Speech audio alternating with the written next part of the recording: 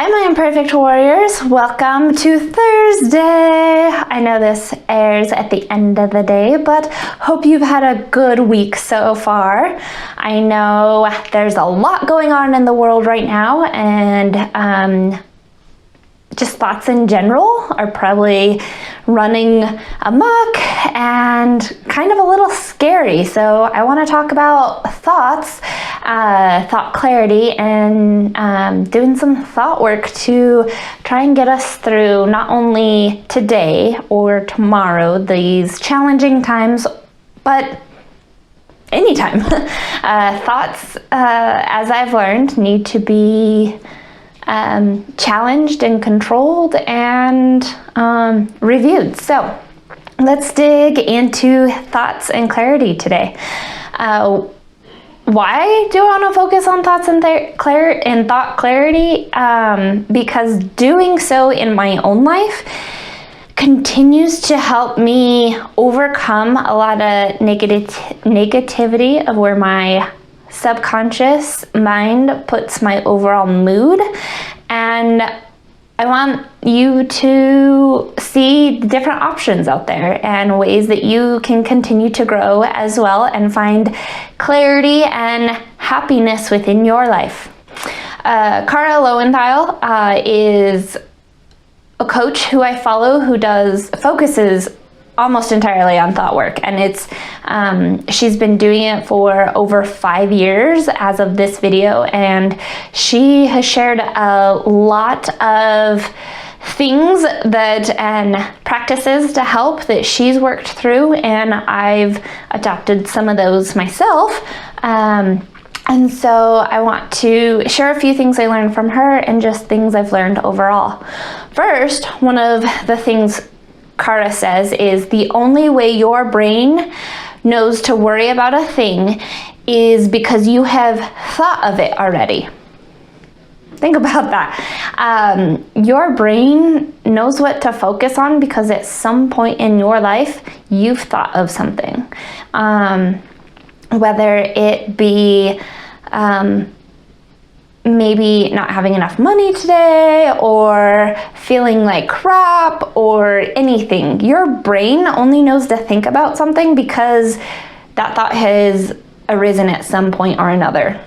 That your brain has unconscious thoughts, thoughts that you just don't know that are going through your brain, and those unconscious thoughts that you may not be aware of or controlling actually wreak havoc on your day-to-day thoughts and how you go about anything that you think about. So while our unconscious thoughts run amok, we're out here trying to live a happy and healthy life, but if we don't focus on working through our thoughts, then our brains are still going to stay stuck where they are. Part of what helped me and helped me get through thought work is quitting alcohol. I found a lot of clarity in just my overall thinking once I quit. It's clarity I didn't expect. I didn't try to quit alcohol for, but I have found it. I can think clearer, I can communicate better, and I can run through just everything my brain's coming up. Oh, this thing's happening. Is that a real thought that I want to focus on? Is that something that I need to work through? Yesterday when filming this, I had one that I didn't work on, I didn't control through, and Eddie and I bickered over something because I have not worked through this thought. I have not worked through this subconscious thought. I haven't worked through the feeling behind it, and there's a lot to go there and a lot that I need to work on still. And because I haven't worked on it, I just let it run, and the conversation did not go well. But I saw something that I need to work on, and I will work through and probably one day have a video on, because it's a thing that I know we all face. So stay tuned. There's always more coming. I'm always working on pretty much everything. But when I gained more clarity, I also gained more control over my thoughts. Instances like the thought I had yesterday that brought about a bicker, those don't happen near as much as they used to. It was almost constant because I wasn't focusing on working through things. I was just letting those thoughts happen and happen and happen. And it was kind of miserable. It was not an easy way to live life, and it was stressful. But once I got clarity, or once I grew through quitting alcohol and more clarity came to me, I've been able to work through thoughts more than the shortness that my brain was focusing on. So that helped a lot. Clarity over thoughts is something that I never thought I could have.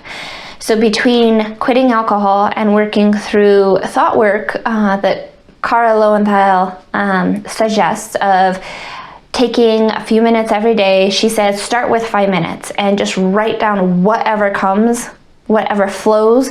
It doesn't have to make sense. It doesn't have to be properly formulated paragraphs or sentences. Just write it all down. Doing both of those together has drastically improved my thought work and improved my overall thoughts. So I highly recommend that. One of the other things that I've been working on is thoughts of other people's opinions. Most people aren't thinking about us, and that's something I still struggle with because I've always worked to make sure other people's opinions of me are high, are really good, but in reality, most people are not thinking about me. And it's not that I've been selfish, it's more that I don't want to offend people or inconvenience people or even rub people the wrong way. But as I continue to work through my thought work and as I continue to not focus so much on other people's opinions, my thoughts are not going towards, if I do this, what would so-and-so think? That's changing and it's really working out. So I know I'm not giving you a specific of how to work on this, but through thought work, the habit that I just explained from Cara, that would help a ton. And I think that's part of how I've been able to start overcoming what I attribute to focusing on other people's opinions. Also, she recommends learning how to tell a different story. So when you have a story in your mind and it's a story of, say, I don't want other people to think that I'm living off of anybody else financially. Well, what's that story? Write out that entire story of how they would think that, why they would think that, why they even care, or why does it even matter if they care. Then write out what it would be like if that thought was not part of your life. Rephrase that story. So take the original story and rewrite it without other people's opinions. It helps. It's hard work because you have to change the way your mind thinks and you put your mind on a different trajectory that you're not used to. It will get easier, but the first few times and the things that are closest to you, it's really, really difficult. Also, what helps is directing what you choose to think about. Are you continually going to think about other people's opinions? Are you going to continually think about the lack in your life? The more you focus on those negative aspects, the more your thoughts are going to keep running amok and keep keeping you negative. But if you start to change those stories, if you start to focus on different aspects of those situations in your life instead of focusing on the lack that you have. What do you have? What do you have in abundance of? Especially right now, we are all hanging out in our homes and not able to get out. So we're focusing on the lack of social interaction, the lack of getting out into go shopping or go eat out or whatever it be. We are focusing on lack. But what does it give us? What is the benefit of being home right now? For so many people who have families, enjoy that family time. It's a staycation. You get to spend more time with your family than you typically do. Yes, I know a lot of us are still working from home. Some of us are working a lot more hours, but you're still home. You are cooking together. You're saving money because you're not eating out and paying more per meal. You could focus on spring cleaning or rearranging a room, things you're like, I would like to do this, but I never have time. Well, you're home. Focus on what abundance you do have at home instead of the lack of being able to go out in public as often.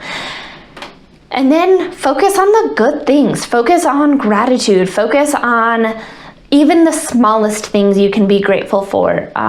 Sometimes it's just the way my dogs want to cuddle with me. Sometimes it's having a good shower because I've kind of been lazy. Focus on gratitude. Rachel Hollis said, I choose to practice gratitude. I choose to surround myself with things and people who support positivity. I regulate my thoughts because thoughts control feelings. So the more you focus on gratitude, the more you focus on positivity, the more you're around that, even just in what you consume on social media or in the news, if you focus on the good, you will find more good in your life. And your feelings will just be better. The more you focus on negativity, the more you will feel like shit. And I tell you this because I've been there. And most people are like, you're so positive. That's because I choose to focus on positivity. I choose to let the negativity slide and go somewhere else, because if I focus on negativity, I am going to be one depressed person, and I don't want to be that person. I choose to focus on gratitude every single day. I choose to focus on positivity. Every morning, I write out what I'm grateful for. Every evening, as I'm going to sleep, I thank God for everything from that day, for just everything I'm blessed with, everything. I focus on it when I wake up, and I focus on it when I go to bed. And that is how I am a more positive person. So, as you're stuck at home, as you're working through all the thoughts of doom and gloom of our current world situation, choose to find the positivity and choose to find gratitude in the small things every single day. Write down 5 things you're grateful every morning. Write down 5 things you're grateful before you go to bed. The more you program your brain to focus on the good things, on the positivity, on the things you're grateful for, the more you will change your thoughts, and the more your overall attitude and emotions and feelings will become more positive. Remember, my imperfect warriors, you already have what it takes. Believe in yourself and crush every failure on your way to your dreams. Let's go out, or stay in, and be imperfect together. Don't forget to like this video, subscribe by ringing that bell, and share. If this helped you at all, please share it, and I will talk to you next week. Have a good weekend. Bye-bye.